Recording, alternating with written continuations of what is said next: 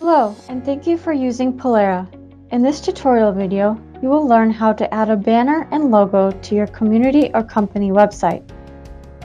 In the Admin Control panel, click on Photo Library and create a new group. We're going to name this group Site Photo Group. Give this a brief description and select Yes for Site Photos Group. Note that Yes must be selected or these images won't be added as a logo or a banner.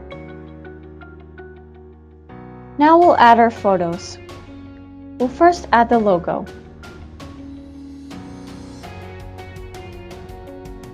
Polera uses tags as unique identifiers for site-wide images on your website.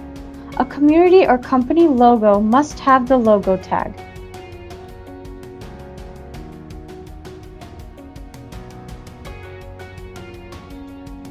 Now let's add our banner. The banner image must have the banner tag.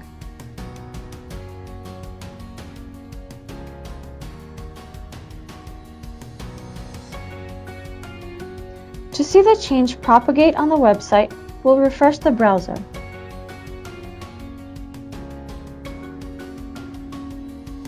We now have our logo and banner added to the website.